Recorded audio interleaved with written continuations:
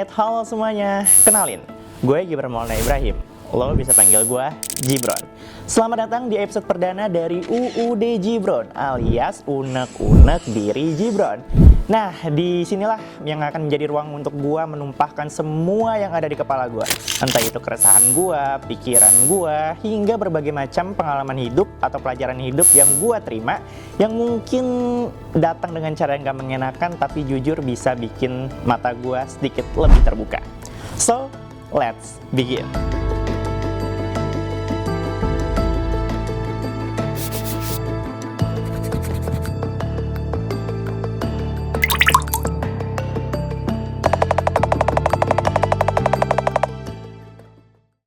Oke, 21 tahun gue hidup, kebanyakan hidup gue itu didominasi dengan menjadi seorang live observer.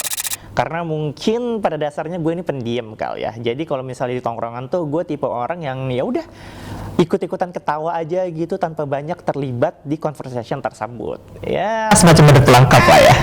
Nah, dari menjadi live observer inilah yang menuntun gue untuk coba lebih mengerti dan memahami orang lain gitu.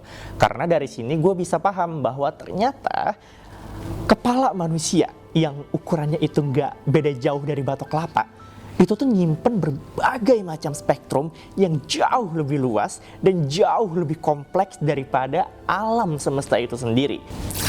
Nah, dari menjadi live observer ini gue tuh jadi tertarik untuk menanyakan gitu atau mengenal orang lebih dalam lagi gitu, kayak kenapa ya ini orang tuh kok dia punya pikiran yang kayak gini gitu, atau apa sih yang udah dia lewatin sampai-sampai dia punya mental yang kayak sekarang gitu, atau kayak dia tuh tumbuh dari keluarga yang seperti apa sih gitu loh.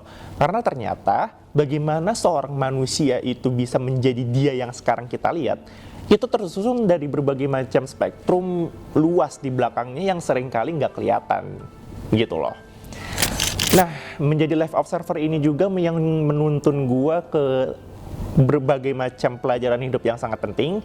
Salah satunya adalah bahwa ternyata kita itu nggak akan pernah bisa menolong orang kalau orang itu sendiri nggak mau nolong diri mereka sendiri. Ada satu quote dari internet yang gua lihat, dia bilang gini, "You can never bring somebody up if they don't wanna go up. You can't. If they don't wanna go up, there is nothing you can do." But the reverse is not true. Somebody bad can bring a good person down. Cause negativity in the world is much more stronger than the positive sometimes. And negative people can bring you down. So, I stay away from negative people. I just walk away from them.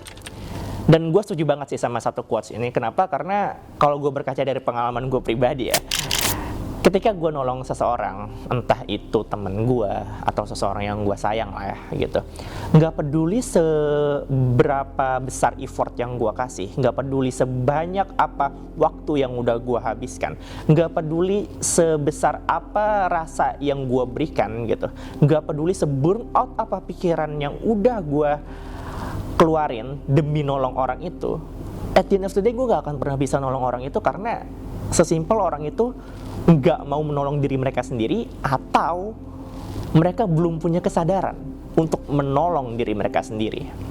Dan akhirnya yang gue dapat apa? Yang gue dapat cuma capeknya doang, energi gue kekuras dengan begitu habis gitu loh, dan ngebuat gue jadi ngerasa nggak dihargain. Karena kan basicnya hidup ini itu kan pilihan ya. Salah satu pilihan yang wajib banget kita pilih itu adalah ya tentang beban yang mau kita tanggung gitu. Apa yang mau kita jaga dan apa yang mau kita lepas. Itu harus kita pilih dan kita punya kuasa akan hal itu.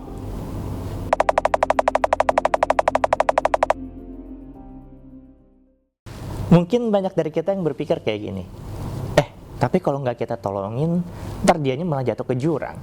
Ya udah mampus gitu. Karena percayalah, ada beberapa orang di hidup ini tuh yang memang dia harus jatuh dulu baru dia bakal sadar. Kalau dia nggak jatuh, dia nggak akan sadar gitu. Mau kita ngomong sebanyak apapun, mau kita ngomong sampai berbusa sekalipun, dia nggak akan ngedengerin kita dan nggak akan berubah gitu. Berubahnya kapan? Ya ketika dia jatuh baru dia sadar gitu. Dan ya udah biarin. Terus jahat gak sih kalau kita kayak gitu? Enggak. Kenapa? Karena kita udah ngasih tahu, karena kita udah mencoba sebisa kita untuk nolong dia. Dia nggak mau nerima bantuan, ya udah gitu loh. Dan sometimes emang pada akhirnya tuh bukan tugas kita untuk menolong orang lain, bukan tugas kita untuk merubah orang lain.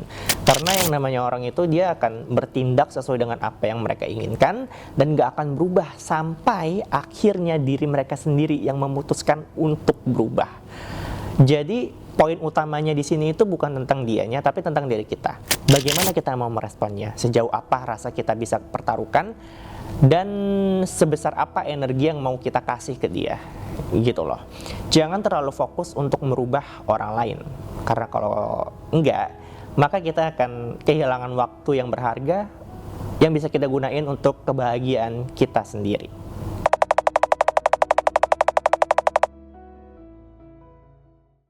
Oke, hal terakhir yang gak kalah pentingnya adalah tentang menetapkan batas pada diri kita sendiri. Pahami bahwa setiap orang lain itu punya perjalanannya sendiri, dan kita sebetulnya itu gak punya hak untuk menentukan mana jalan yang benar.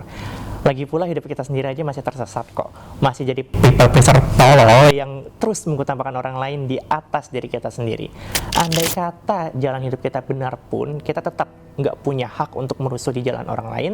Karena pada akhirnya setiap orang itu akan punya perjalanan mereka masing-masing. Dan hargai perjalanan itu. Dan apakah membiarkan mereka dalam dalam perjalanannya sendiri itu adalah egois? Enggak. Ini tentang self-preservation. Analoginya itu kayak kita nyiram bunga yang udah busuk. Percuma mau kita nyiram itu bunga sebaik apapun, ngerawatnya sebaik apapun, kalau dari akarnya aja udah busuk, ya udah, dia udah nggak bisa nerima nutrisi dan nggak akan pernah bisa berkembang lagi. Justru air yang kebanyakan itu malah mempercepat pembusukannya. Maka dari itu, penting bagi kita untuk menetapkan batas atas diri kita sendiri. Berani berkata enggak itu bukan egois, tetapi menjaga diri kita untuk tidak ikut ke jurang yang sama. Analoginya itu kayak kita pakai masker di pesawat. Pastiin sebelum kita makein masker oksigen ke orang, masker oksigen kita itu udah kepasang dengan baik. Karena gimana kita mau nolongin orang kalau oksigen kita sendiri aja udah habis kan?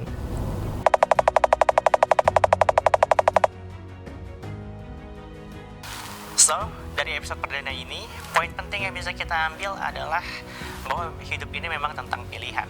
Dan pilihan itu bukan hanya tentang memilih apa yang harus kita ambil, tapi apa yang harus kita lepas. Termasuk melepas mereka yang memang tidak mau menolong diri mereka sendiri.